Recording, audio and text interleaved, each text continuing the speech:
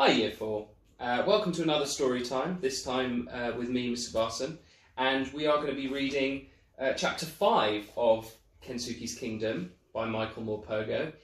And obviously last time you left chapter 4 with quite an exciting cliffhanger. Isn't that right, Mr. Iguana? As you can see, I've been talking to stuffed animals in my lockdown, so I'm doing absolutely fine. We're going to be reading chapter 5, which is called I, Kensuke. So you can just have a quick look there. Last time you guys left the story, and I think Michael thought it was an orangutan, but actually it was a man, so we're going to find out more about that person. Are you excited, Mr. and Mrs. Peacock? Oh, what are they like? Anyway, chapter 5, I, Kensuke. He was diminutive, no taller than me, and as old a man as I had ever seen. He wore nothing but a pair of tattered breeches bunched at the waist, and there was a large knife in his belt. He was thin, too. In places, under his arms, round his neck and his midriff, his copper-brown skin lay in folds about him, almost as if he'd shrunk inside it. What little hair he had on his head and his chin was long and wispy and white. I could see at once that he was very agitated, his chin trembling, his heavily hooded eyes accusing and angry. "Damida! Damida!" he screeched at me. His whole body was shaking with fury. I backed away as he scuttled up the beach towards me, gesticulating wildly with his stick and haranguing me as he came. Ancient and skeletal he may have been, but he was moving fast, running almost. "Damida! Damida!" I had no idea what he was saying. It sounded Chinese or Japanese, maybe? What do you think he's saying? I think I know someone in the class, in my class anyway, who definitely will know what he's saying. So maybe we can ask that person when they get back. I was about to turn and run when Stella, who strangely had not barked at him at all, suddenly left my side and went bounding off towards him. Her hackles were not up, she was not growling. To my astonishment, she greeted him like a long-lost friend. He was no more than a few feet away from me when he stopped. We stood looking at each other in silence for a few moments. He was leaning on his stick, trying to catch his breath. "America Jin? America Jin? American? Aiko Kujin? British?" "Yes," I said, relieved to have understood something at last. English, I'm English." It seemed a struggle for him to get the words out. "No good, fire, no good, you understand? No fire." He seemed less angry now. "But my mother, my father, they might see it, see the smoke." It was plain he didn't understand me, so I pointed out to sea by way of explanation. "Out there, they're out there. They'll see the fire, they'll come and fetch me." Instantly he became aggressive again. "Damida!" he shrieked, waving his stick at me. "No fire!" I thought for a moment he was going to attack me, but he did not. Instead, he began to rake through the sand at my feet with his stick. He was drawing the outline of something, jabbering incomprehensibly all the time. It looked like some kind of fruit at first. A nut, perhaps? A peanut? Now I understood. It was a map of the island. When it was done, he fell on his knees beside it and piled up mounds of sand, one at each end, the two hills. Then, very deliberately, he etched out a straight line, top to bottom, cutting the smaller end of the island off from the larger one. "You boy, you here," he said, pointing back towards my cave at the end of the beach. "You!" And he stabbed his finger in the mound of sand that was my hill. Then across the whole of the sand map, he began to write something.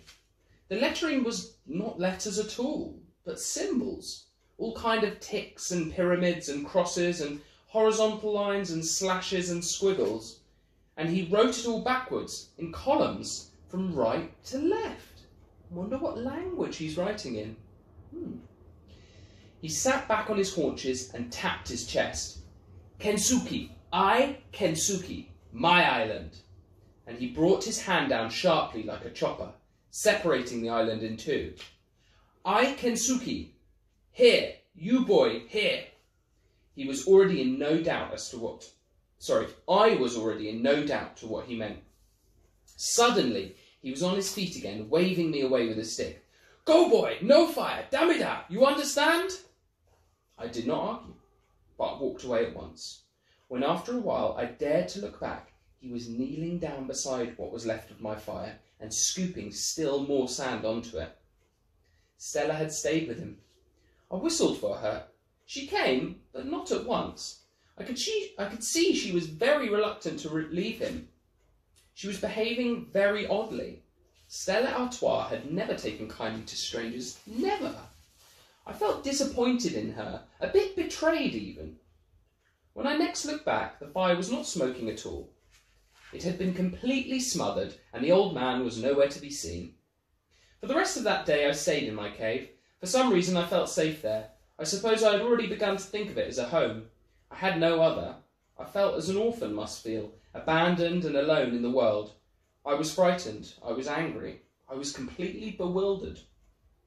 I sat there trying to gather my thoughts. So far as I could tell, though I couldn't be sure of it, there were only 2 of us on this island, the old man and me, in which case it stood to reason that only he could have left me the fish and the bananas and the water. Surely that had been an act of kindness, a sign of friendship, of welcome. And yet now this same man had banished me to one end of the island as if I was a leper, and had made it quite clear that he never wanted us to meet ever again.